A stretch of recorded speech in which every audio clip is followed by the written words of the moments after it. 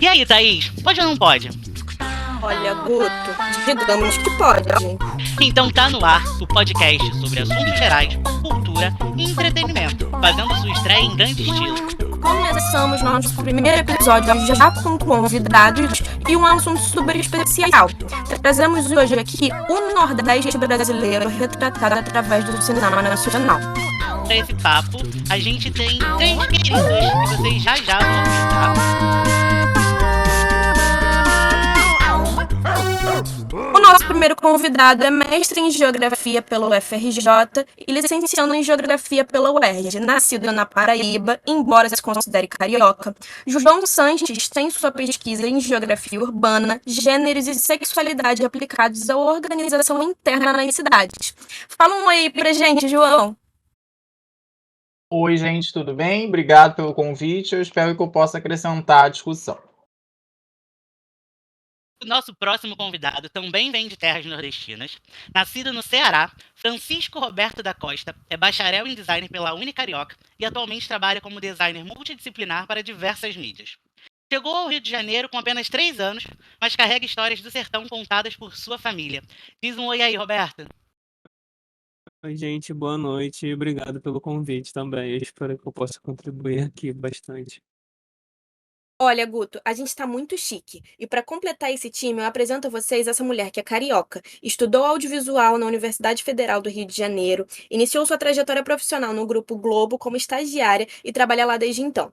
Foi redatora, incubadora de projetos digitais por 4 anos, escreveu para plataformas digitais nos canais como GNT, TV Globo, Multishow e Sport TV e atualmente é redatora no Globoplay. Olha, Mila Teixeira, é um prazer te receber aqui.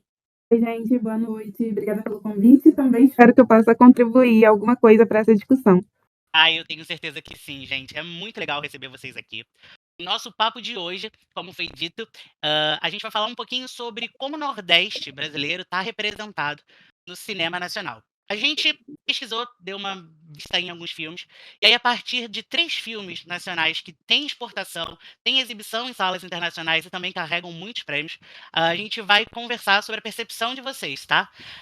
Os filmes citados são O Deus e o Diabo na Terra, O Alto da Compadecida e Bacurau.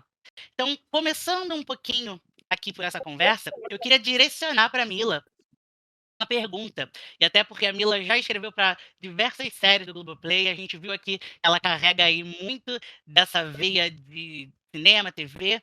Mila, você acredita que a imagem da pobreza, no caso, é um produto comercial? Nossa, que eu li a pauta antes, mas é sempre difícil responder. Eu acho que sim, é um produto comercial, mas eu também acho que é muito genérico que eu responda essa pergunta sem ter um produto para analisar, né? Levando em consideração que o Nordeste, ele é representado por cinema, que é o que a gente vai falar aqui, por televisão, que é onde eu trabalho. Eu acho que é sim um produto comercial. Eu acho que é muito comum que cineastas explorem essa imagem porque dá mais prêmio, e aí eu não vou citar, fofoca pela metade mata fofoqueiro, não vou citar o cineasta, mas um ex-namorado meu foi assistente de direção de um filme de um cineasta nordestino, e a gente foi, né, pra estreia do filme, era uma coisa chiquérrima pra convidada, etc, etc. E é um filme baseado num livro. E o livro tem humor. O livro, ele tem seus momentos solares. E o filme é completamente trágico. E tem uma exploração de pobreza no filme. E aí eu fiquei muito incomodada, porque eu sou fã do livro, e perguntei pro cineasta. Teve uma hora, né, que abriram para perguntas. Cara, por que você tirou todo o humor que era a graça? Assim, é uma história trágica, mas tinha esses momentos solares, né? Do filme. Ele disse, eu não sei se é o tipo de resposta que ele daria, sei lá, pra mídia, mas ele disse, bom, eu não acho que eu ganharia prêmios inserindo comédia nessa narrativa. Então, aí ele falou, sendo bem sincero, isso para uma sala de 200, 300 pessoas, sendo bem sincero com você, assim, um dos meus objetivos com esse filme é ganhar projeção internacional. Então, assim, a partir disso, né, a partir desse exemplo, Acho que a gente pode tirar, assim, a pobreza, ela, narrativamente, ela é trágica. E essa tragédia, ela é mais estética do que uma comédia, enfim. E não apenas mais estética, pensando na plasticidade do cinema, né? Mas também pensando numa seriedade. Isso daqui é um filme de arte. Então, sim, eu acho que rola essa exploração e rola essa exploração de um jeito muito intencional. Boa. Eu acho que assim, pergunta polêmica, né? A gente já começou nesse tom, porque dos filmes que a gente usa como objeto de estudo aqui, e até pegando o gancho do que você contou, a gente tem O Alto da Compadecida como um filme que o humor vem na frente, a pobreza ela é um plano de fundo, ela é apenas o cenário, né? A narrativa da história, ela vai estar muito mais solar, e eu amei essa forma de dizer ali que tem leveza também. O Alto da Compadecida, ela é essa história. Já que a gente tem entre Bacurau e Deus e o Diabo na Terra do Sol, que é um filme de 64 e o outro de 2019, a gente tem um faroeste, né? E a pobreza ela tá ali como nua, crua e, de certa forma, até incômoda, né? Eu diria assim. E aí, até partindo disso, eu queria também direcionar aqui um pouquinho para o João e para o Roberto. Vocês acreditam que a comoção de um povo que não vive aquela realidade, mas busca entender através das artes sem precisar de convívio, é de fato genuína? Bom, eu acho que eu posso começar. Acho que eu vou Claro. já tomar partido para poder falar. É um pouco complexo a gente responder essa pergunta, porque muitas das vezes a gente tem que tomar cuidado. Na geografia, a gente tem uma disciplina chamada Geografia Regional, em que a gente estuda as regiões brasileiras. E quando a gente estuda a região Nordeste, é a única região que a gente toma um cuidado muito grande, e a gente nunca se refere a Nordeste, mas sempre se refere a Nordeste. Porque são imagens diferentes, são personagens diferentes, são atores diferentes. Então a gente tem um cuidado muito grande de mostrar a diversidade e a pluralidade dessa região.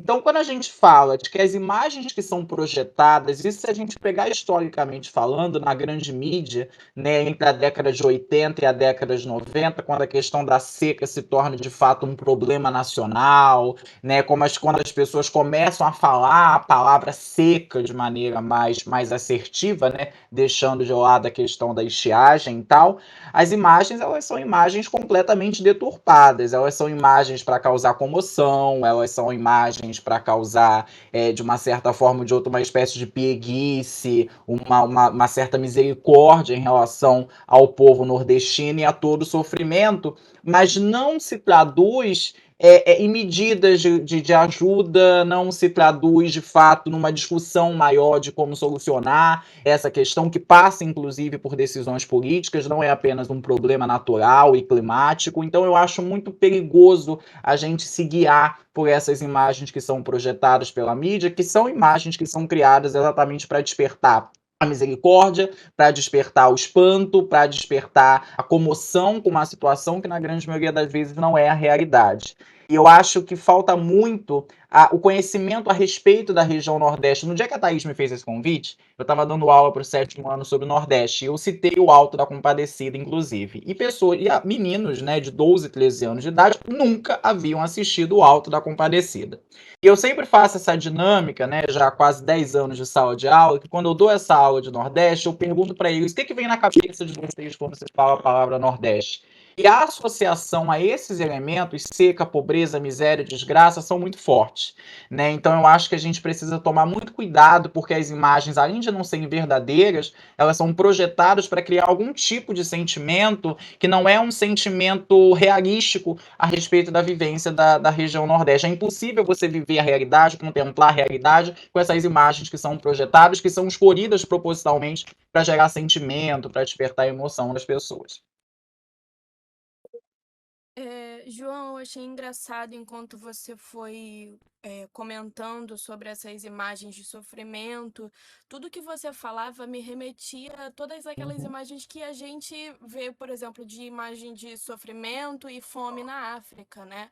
É interessante também lembrar o local onde você dá aula, né? Que é um bairro nobre do Rio de Janeiro, né? Então, os alunos que você tem ali provavelmente talvez devam enxergar até o Nordeste mais ou menos com essa visão que a gente tem, né, do sofrimento.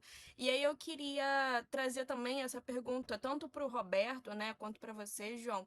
Se vocês, como nordestinos, conseguem se enxergar através desses filmes que a gente citou ou de outros que vocês queiram citar aí. A gente já falou aí sobre o Alto da Compadecida. E aí, o que vocês acham? Sim, só incrementar aqui que, tipo, falando sobre mim, assim, né? Sobre essa representação, não me vejo, mas, assim, de fato, em alguns momentos, né? Pelo que meus pais compartilhavam comigo, assim, de fato existia para eles, eles tiveram dificuldade, assim, sabe? Eu venho de uma região que é bem mais interiorizada ali, do Ceará e tal, sabe? É uma região bem mais distante de metrópole, assim, e rolava, assim, né? Trabalho rural bastante.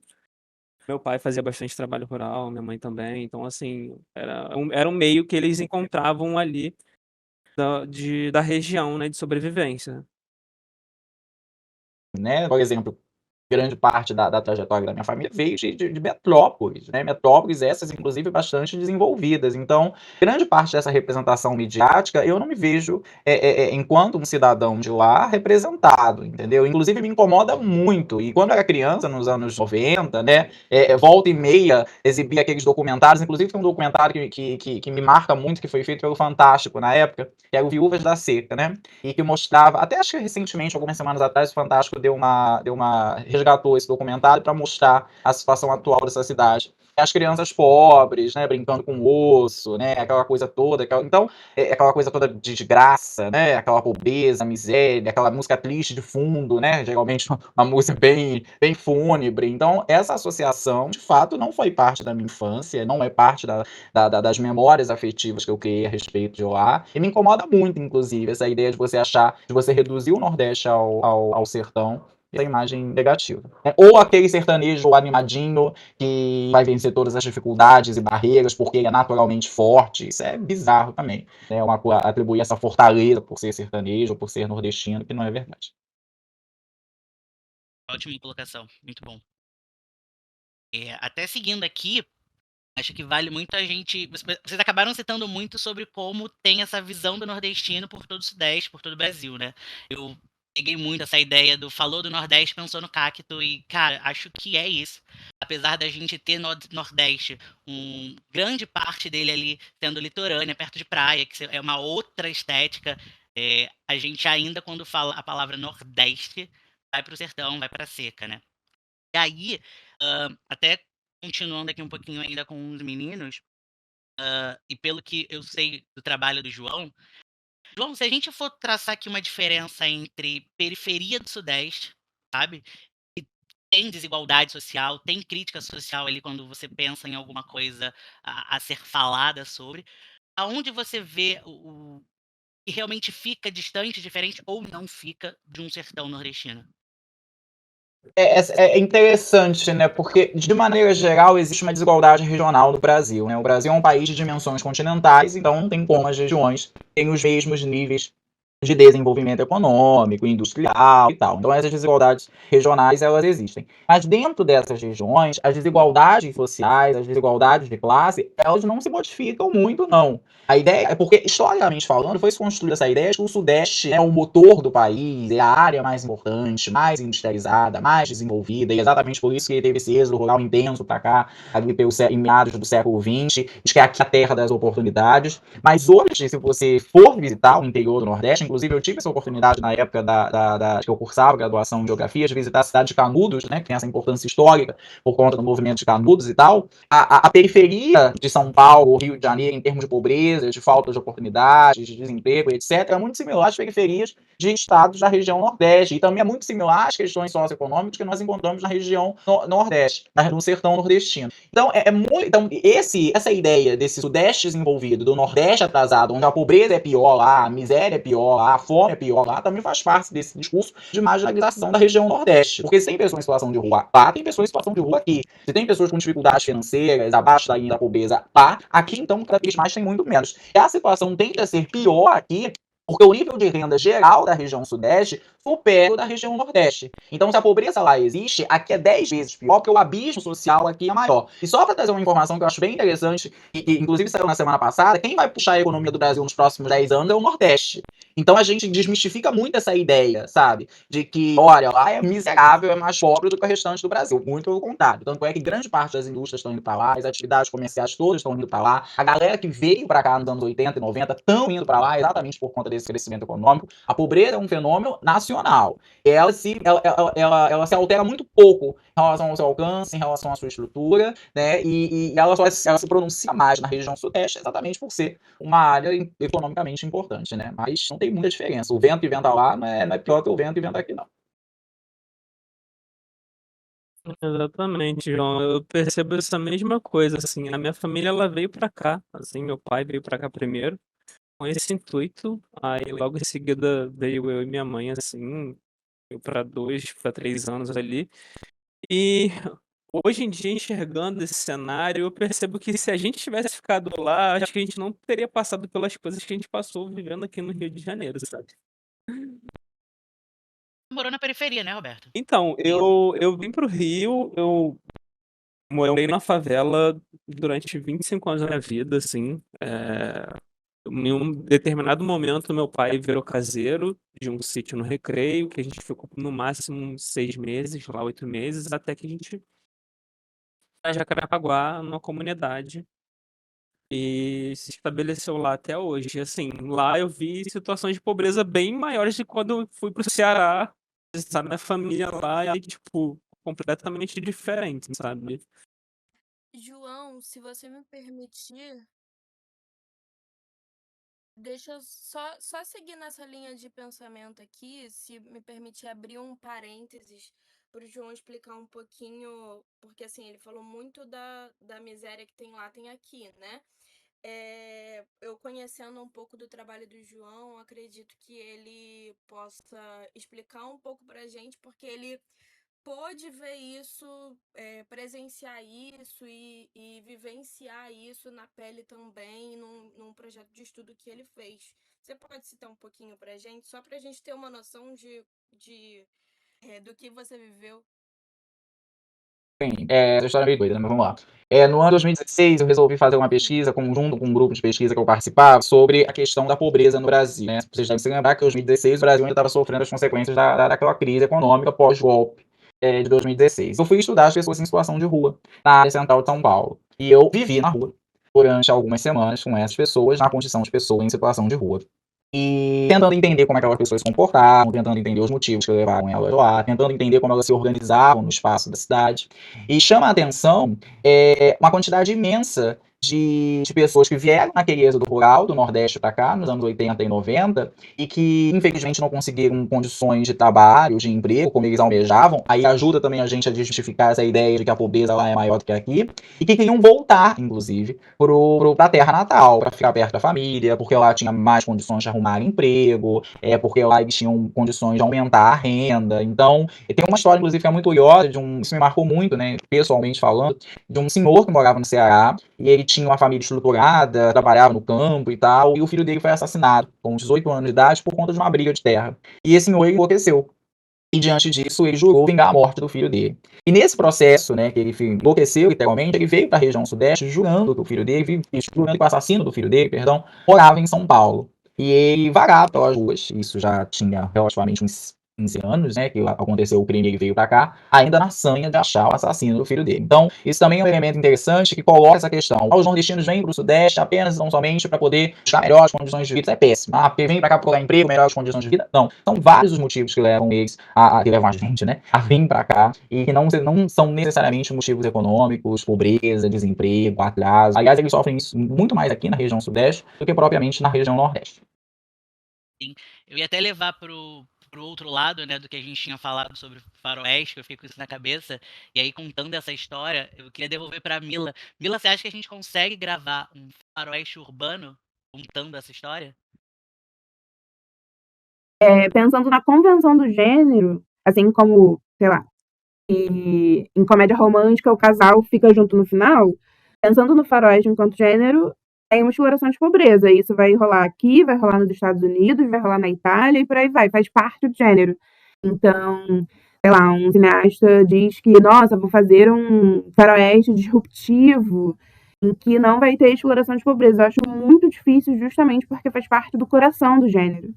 De modo geral, isso também, acho que teóricos mais conservadores vão dizer que o rural faz parte do faroeste enquanto um gênero, mas eu acho que é possível. E, enfim, é que eu realmente não lembro de nenhum exemplo, mas com certeza existem exemplos no cinema mundial.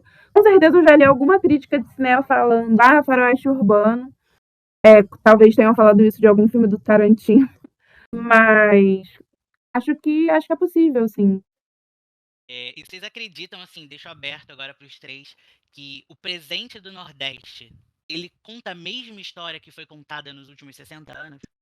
Sim, o Nordeste ele entra no mapa do Brasil de fato a partir do ano de 2003, durante a gestão petista, né? Porque até então, até os anos 90, ali, final dos anos 90, todas as políticas voltadas para o Nordeste eram políticas de ajuda, eram políticas muito transpor o Rio São Francisco, enviar ajuda financeira, né? Ele vira parte do Brasil de fato, enquanto região, enquanto área de planejamento de política pública, a partir do início dos anos 2000. E aí essa coisa dos indicadores de educação, os melhores colégios eles estão no agreste nordestino, né? Os melhores níveis educacionais, grande parte deles estão na região Nordeste. Então, mais uma vez, essa imagem que a gente criou, e com a participação da mídia, do audiovisual e etc., é uma imagem que, na atualidade, não corresponde à realidade do Nordeste enquanto região. E o Roberto disse uma coisa que é muito interessante e super geográfica. Região, gente, não existe. Assim como país não existe. É uma criação. O que é o Brasil? A gente só conhece o Brasil porque a gente vê ali aquele território no mapa. Uma coisa abstrata, uma coisa desenhada, porque de fato, territorialmente falando, o Brasil não existe. Assim como territorialmente falando, o Sudeste não existe, o Nordeste não existe. São abstrações, são desenhos que são feitos para delimitar o espaço e para melhor administrar esse espaço. Então é bizarro que a gente pegue uma coisa que já é abstrata e crie um discurso que é mais abstrato ainda, de desigualdade, de pobreza, de que eu sou melhor do que você, eu sou mais desenvolvido do que você. Então é bizarro isso a gente imaginar, né? Porque de fato não existe nenhuma diferença entre o Sudeste e o Nordeste em termos práticos. Essa diferença ela só vai se manifestar exatamente pelos diferentes níveis de desenvolvimento que essas regiões tiveram ao longo da história. E quem garantiu esses diferentes níveis de desenvolvimento foi justamente o discurso midiático, foi a atuação do poder público, né? Foi justamente você garantir maior investimentos no litoral do que no interior. Então, é interessante a gente ir mais a fundo e falar que até o próprio Nordeste não existe. Então, as imagens abstratas que nós criamos não podem estar de acordo com a realidade.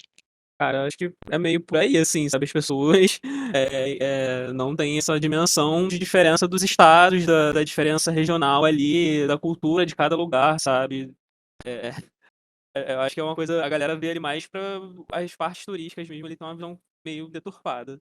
É muito bem colocado. Acho que até você fazer esse comparativo reforça a ideia de que ter dentro de uma mesma região uma parte desenvolvida, uma parte em extrema pobreza, uma parte que é turística, uma parte que, enfim, é uma metrópole, tá associado, tá existente, na verdade, né? Exato, e tá existente no Nordeste, tá existente no Sudeste, tá existente em todas as regiões que a gente tem. Mas aí até pegando muito do que o João falou, foi desenhado uma coisa sobre o Nordeste e entrou na casa das pessoas, né? Entrou na cabeça das pessoas. Acho que é até importante a gente parar para pensar hoje, se a gente for dizer, e aí eu Roberto e João, por favor, quem é o povo nordestino em sua amplitude de estados, por fim?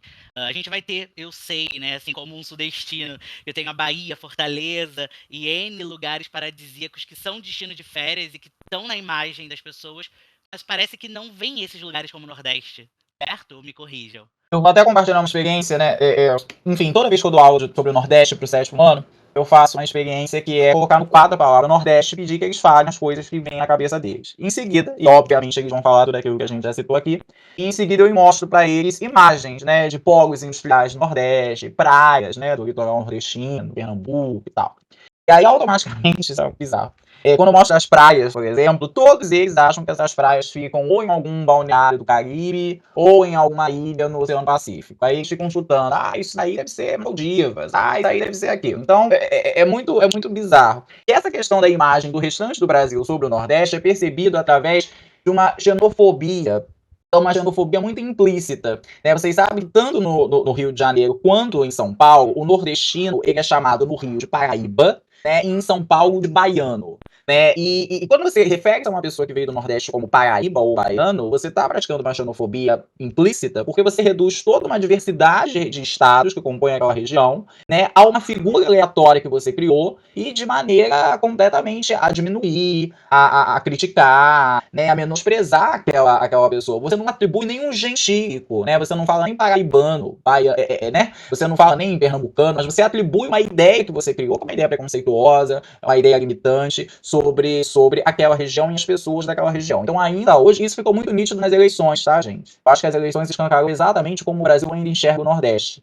Depois da vitória do Lula, segundo turno, automaticamente as críticas dos sudestinos e dos sulistas em relação aos nordestinos foi uma coisa assustadora. Xenofobia aberta. Isso é o pensamento que existe desde o século XVIII, para ser mais específico, né, até os dias de hoje, e que infelizmente o Brasil ainda vai ter. Tanto é, né, que esse movimento separatista do Sul e do Sudeste tem uma articulação, inclusive, aí com o governador de Minas Gerais, para que isso possa ser colocado em prática no futuro, é a prova de que as pessoas têm ódio do Nordeste, têm aversão do Nordeste. Né, porque o Nordeste representa uma coisa que o Brasil definitivamente não quer ser vinculado. O Brasil quer ser vinculado à Europa, o Brasil quer ser vinculado aos Estados Unidos, o Brasil quer ser vinculado ao primeiro mundo. Né, e o Nordeste, na visão da elite brasileira, é justamente o submundo, o terceiro mundo, o subdesenvolvido. Então, o Brasil odeia. Isso é uma verdade. O Brasil é xenófobo. Essa história que a gente ama todo mundo, aceita todo mundo e todo mundo aqui se adora é uma mentira tapafúrdia. Assim, é muito triste, né? Provavelmente você, o Roberto, já devem ter vivido essa xenofobia na pele, né? Ah, sim, sem dúvida, desde a infância, né? Tanto é que a gente vai suprimindo, não sei o caso do Roberto, mas a gente vai suprimindo alguns sotaques, a gente vai suprimindo alguns comportamentos, porque, chamar de jagunço grande parte da minha infância e da minha adolescência, né? E isso é uma coisa meio desagradável, né? Bastante desagradável. E a gente vai começando, sobretudo nessa fase da infância e da adolescência, a sentir um pouco de vergonha da nossa identidade.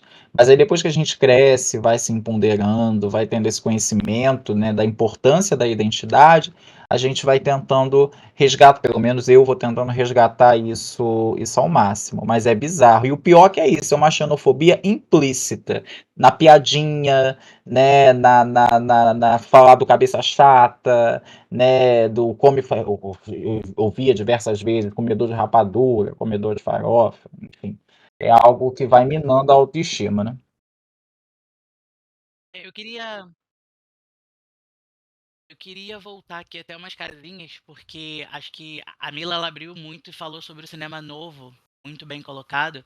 E aí, pegando o relato de vocês, pegando tudo que a gente já conversou até aqui, a gente vê que o cinema novo ele surgiu como um movimento para, de fato, expor a pobreza que o Brasil vivia naquele momento, usou o Nordeste como recorte, e aí, de alguma maneira, a gente vai para dois lados. Isso na minha interpretação aqui agora e, né, com tudo que vocês contaram. O cinema entendeu que aquele herói é vendável, é comercial, aquela estética, e o Brasil aceitou de maneira clichê que o Nordeste é aquilo, né?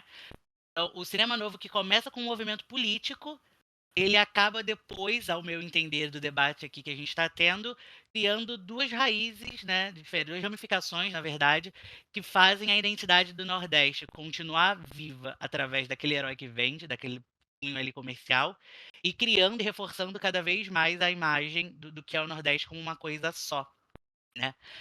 É isso, não é isso? Eu estou compreendendo errado? Me falem aí um pouquinho sobre a conclusão de vocês, até nessa conversa aí que a gente está tendo. Uma coisa que eu acho que é importante dizer, por mais que hoje em dia tenhamos uma visão mais crítica e problematizadora sobre o Deus e o Diabo na Terra do Sol, é que o Glauber Rocha, né, o diretor do filme, ele tinha como uma intenção. Vou dar um passo para trás. O cinema novo e o Deus e o Diabo na Terra do Sol, né, faz parte desse movimento, é um precursor do tropicalismo. Então, e tudo isso culmina com uma terceira fase do modernismo brasileiro, tropicalismo, cinema novo, enfim, um movimento de ebulição cultural muito grande. Então, Glauber Rocha, quando ele fez o Deus e o Diabo na Terra do Sol, e depois ele continuou com esse tema do sertanejo em outros filmes, Antônio das Mortes, por exemplo, ele tinha como grande pretensão uma representação do Brasil como ele é.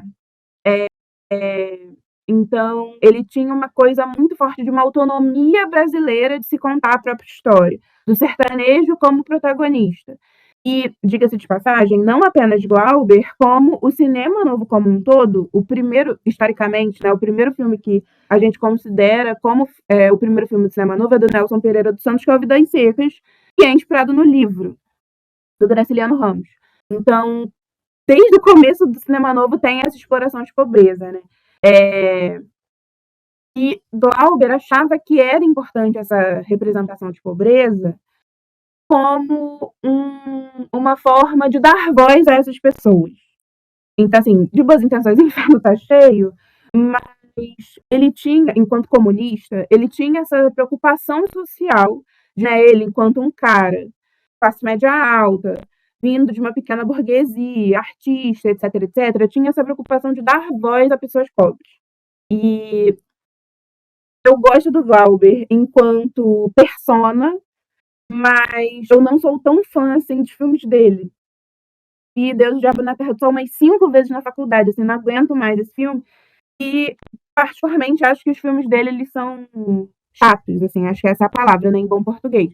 Mas era a intenção dele, dar voz a essas pessoas. E aí um filme que eu recomendo, que eu, na minha singela opinião, é o melhor filme do Glauber, é o Maranhão 66, em que é um curta de 10 minutos, está disponível no YouTube, é um documentário. O José Sarney foi eleito governador do Maranhão em 66 e convidou o Glauber para gravar o discurso de posse dele, o discurso de vitória dele.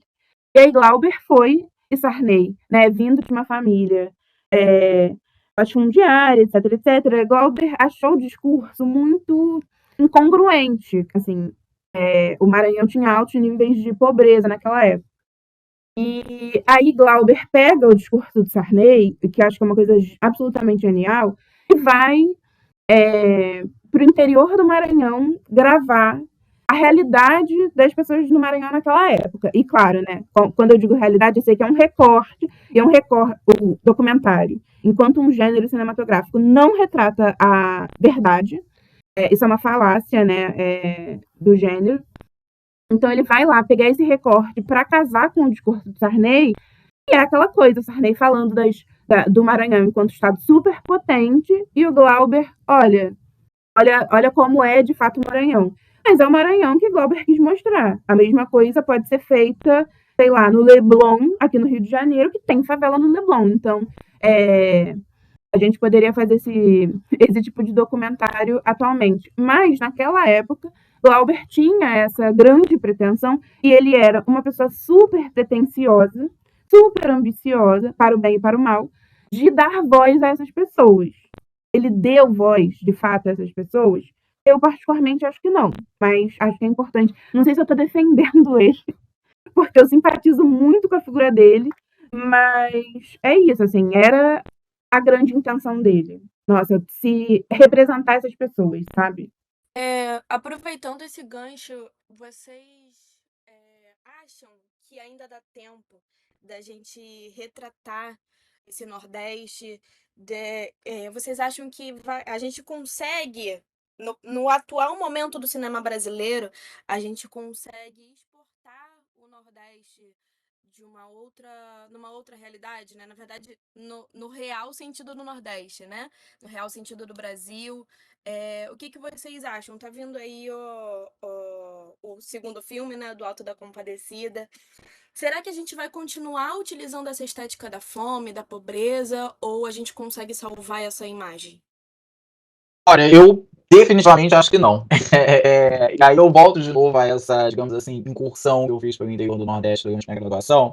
E toda aquela imagem que a gente tem das casinhas de barro, né? Aquela imagem que a gente tem da pobre nordestina carregando água na cabeça, de um lado pro outro. Essa não é mais a realidade, né? Tem uma questão muito interessante que é a cidade onde foi filmado o Alto da Compadecida, que inclusive virou quase que uma peregrinação dos fãs do filme. É uma cidade que se desenvolveu, manteve, obviamente, aquela estrutura de cidade pacata do interior, até por questões turísticas, né? Mas é uma cidade que se desenvolveu de maneira absurda, né? Pousadas, hotéis, todo um turismo em volta do filme. A cidade de Canudos também, que é uma cidade que soube aproveitar esse turismo histórico, hoje está super desenvolvida, hotéis, né? Até mesmo a questão da cidade esqueci o nome inclusive vai virar santo agora, Padre Cícero. Padre Cícero também, a cidade natal de Padre Cícero, né, Juazeiro, cresceu de maneira absurda. Então eu acho que a imagem hoje que a gente ainda tem, infelizmente, do Nordeste há 60, 70 anos atrás, ela não é a realidade do Nordeste atualmente. Sobretudo do sertão nordestino, né, que está super desenvolvido. Só para vocês terem uma ideia, grande parte das atividades agrícolas, né, que é o que basicamente sustenta a economia do Nordeste, estão no sertão. É a empresa agrícola que vem da Holanda, da Suécia, do Canadá, se instalando lá. Parques eólicos, né? Você vê parques eólicos assim a rodo na paisagem do sertão nordestino. Com eles vem indústrias, com eles vem investidores, com eles vem toda uma reorganização das cidades. Então, essa imagem, que sempre foi uma imagem falsa, diga-se de passagem, hoje então ela não existe mais definitivamente. Eu acho que uma coisa importante de se dizer é que fazer cinema é extremamente caro. Então, e aí, assim, outro dia uma amiga falou para mim que ela começou a ler um livro técnico de roteiro e que o teórico falava muito sobre a importância de contar uma história. Por que você vai contar uma história? E para além de um ímpeto, uma vontade, um tesão em torno de contar uma história, e ela achou isso meio chato, assim. Aí eu falei para ela, fazer cinema é muito caro. Então, se você quer fazer um filme, você tem que levar em consideração um poder de mobilização das pessoas investirem na sua história. E além disso, assim, o cinema brasileiro viveu um período bem tenebroso, né, com o governo Bolsonaro, e existe uma movimentação de retomada com o governo Lula, leis de incentivo. Aqui no Rio de Janeiro é um terreno bem fértil para o cinema, porque o Eduardo Paes, ele gosta de investir na Rio Filme, etc, etc. Então, quando você diz é possível que retratemos esse Nordeste, eu acho que a gente tem que colocar nessa equação, vamos ter dinheiro para retratar esse Nordeste, e quem vai querer investir nesse Nordeste? Esse Nordeste, ele é vendável? Ele retorna em audiência, em premiação, em público, etc, etc. Então, quando uma produtora de cinema investe num projeto, né, é business. Tem que levar isso em consideração. E aí, assim, vocês trouxeram Bacurau, do Kleber Mendonça Filho, que é o filme que eu menos gosto dele, diga-se de passagem. Assim. Eu detesto Bacurau, acho que é um filme bem maniqueísta, não gosto da direção do filme, enfim. Acho que é um filme bem problemático. Mas o primeiro longa-metragem do Kleber Mendonça Filho, é O Som ao Redor, é o meu filme favorito dele até hoje. Então ele vai falar de uma classe média baixa, na periferia de Recife. Não tem uma coisa, pelo menos pelo que eu lembro, né? Tem um tempo que eu vi o filme, não tem uma coisa de exploração de pobreza, como tem em Bacurau, por exemplo. Os curtas do Kleber Mendonça Filho, antes do Som ao Redor, São curtas que também tratam de uma classe média, então tem o Vinil Verde, o Eletrodomésticas, o Recife Frio. Acho que esses filmes são filmes de fácil acesso na internet, que também vão tratar de uma classe média ali de Recife. O último filme do Kleber, que é um documentário, né, o Retratos Fantasmas, enfim, é um filme sublime, maravilhoso. Ele vai falar de uma elite do Recife, assim, uma elite produtora de cinema, uma elite cultural, né, consumidora de cinema de arte. Ele vai falar da escassez de cinema de rua no Recife, que é uma coisa que atravessa qualquer metrópole do Brasil. Enfim, eu acho que o Kleber, ele tem por mais que ele tenha Bacurau na sua filmografia, e reforço, né, tem a questão, fazendo meia-culpa pro Kleber Mendonça Filho, tem a questão do gênero faroeste, e acho que é um filme também que naquela época, naquele contexto histórico, naquele momento político que a gente estava vivendo, foi tão catártico, porque ele fazia muito sentido, mesmo que, né, reforço, acho que o roteiro é muito maniqueísta, mas eu vejo essa preocupação do Kleber, assim, de se distanciar de uma exploração de pobreza e traçar histórias que sejam mais pessoais. Afinal de contas, ele é um homem, é um intelectual de classe média alta, do Recife, etc, etc. Existem outros cineastas contemporâneos ao Kleber que eu acho que também acabam falando de uma classe média, mas não sei se a gente consegue, assim, não sei se eu tô falando, né, como uma mera sudestina nascida e criada no Sudeste, mas é aquela coisa, assim, eu acho que no frigir dos ovos não deveria fazer tanta diferença assim se o filme se passa numa metrópole do Nordeste ou do Sudeste, sabe? Claro, eu espero, né, que cineastas nordestinos, eles façam filmes no Nordeste, mantenham esse mercado aquecido, mas levando em consideração, por exemplo, que eu sou uma mulher negra, eu não quero ver mais uma exploração de pobreza, de miséria, de dor, sabe? Acho que isso já está dado, acho que a gente pode pensar em novas narrativas.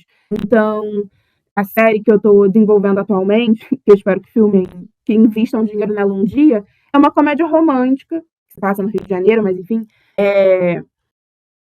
sobre dois jovens que são negros, assim, não faz a menor diferença que eles sejam negros, sabe? Eu quero retratar pessoas negras em situações em que elas não estejam subalternas. Eu acho que, assim, pelo menos vendo de fora, sendo uma grande consumidora de cinema e frequentando festivais de cinema, é o que eu percebo, assim, de cineastas que vão para um lado mais pessoal, para um lado mais afetivo, e não exploram essa pobreza porque eles se aproximam deles mesmos. Aqui, claro, também tem os riscos, né, de uma representação do Nordeste que ela toca só nesse ponto, só numa representação de classe média. E aí, enquanto eu estava falando, eu lembrei do Eduardo Coutinho, que é um documentarista carioca, foi um documentarista carioca, né? E ele dirigiu um filme chamado Fim ao Princípio, um documentário em que ele foi para o Nordeste. Tem, sim, toda uma exploração dessa região. Eu acho que tem uma exotificação de cineastas nascidos no Sudeste. Enfim, acho que eu divaguei um pouco. Mas eu acho que para a gente dar conta, e aí acho que tem uma fala do Elísio Lopes Júnior que sintetiza, que é um dramaturgo, cineasta, ele é o roteirista do Apaió 2 agora, que eu acho que sintetiza o que eu quero dizer. Ele foi autor de Amor Perfeito, a última novela das 6 antes da que está no ar atualmente. E ele é um autor negro, e ele disse, bom, para comemorar Amor Perfeito, eu sendo um autor negro, tendo um protagonista negro no horário das 6, eu preciso de mais 40 anos de novelas com autoria de autores negros, tendo protagonistas negros. Então, assim, eu acho que pra gente comemorar uma representatividade do Nordeste no cinema, tem um chão muito grande pela frente. Tem um chão muito grande pela frente, pensando não apenas em tempo, levando em consideração né, o cinema novo com essa exploração começou nos anos 60, mas também de pensar que precisamos que pessoas queiram contar histórias e que cineastas sejam formados.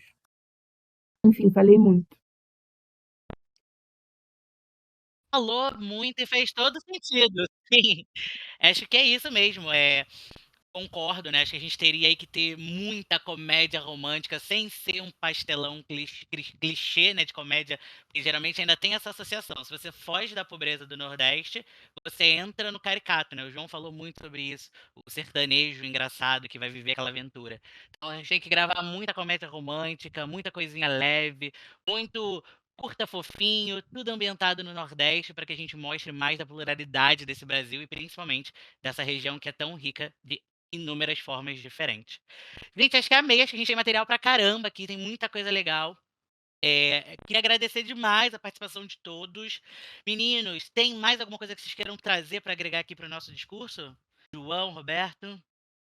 Não, eu acho que eu achei bacana a iniciativa de desconstruir essa imagem do Nordeste, que infelizmente eu acho que a gente vai levar ainda muitos anos para poder desconstruir. Eu vejo isso muito pela sala de aula. E de maneira geral, tá? Então eu acho que essas iniciativas no audiovisual, essas iniciativas na mídia hegemônica como um todo, né, de trabalhos, inclusive, artigos sobre o tema, eu acho muito, muito importante. Aliás, tem um livro que eu acho que todo mundo deveria ler, que se chama Invenção do Nordeste. Esse livro é fantástico, ele é um livro acadêmico, mas que não tem uma linguagem acadêmica, e que demonstra exatamente isso, como ele é uma invenção feita pela elite, pensada pela elite, que vai reproduzir todo esse discurso que a elite quer, de opressão, de atraso, de subdesenvolvimento, e que existem vários Nordestes, isso é importante sempre destacar, dentro do Nordeste. É isso, obrigado, viu, gente, pelo convite. É isso, acho que é muito do que o João e a Mila falou, assim, sabe? Eu acho que precisa de muito investimento, tanto na formação de cineastas do Nordeste para representar todas essas, desconstruir toda essa imagem que foi construída em cima da região e trazer essas diferenças culturais de cada estado, sabe? Acho que passa muito por isso, assim. Eu agradeço muito também pelo convite, gente. Obrigado. Foi bem, bem agregador estar aqui falando com vocês. Pessoal, eu queria aproveitar, né, esses momentos de agradecimento. O Gutinho já falou, né? Mas no meu nome, em nome dele, aproveito para reforçar todo o nosso agradecimento por vocês terem topado essa loucura com a gente, tá? E também deixar aqui aberto o espaço, se vocês quiserem fazer um momento jabá de vocês, se quiserem divulgar algum tipo de projeto, suas redes, tá? Se quiserem indicar mais livros, mais filmes, estamos aqui abertos.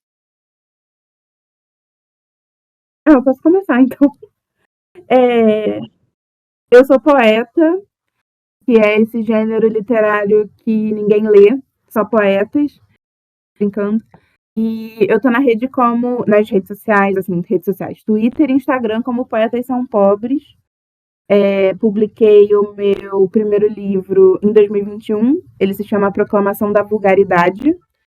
E espero que eu consiga terminar o próximo pro ano que vem.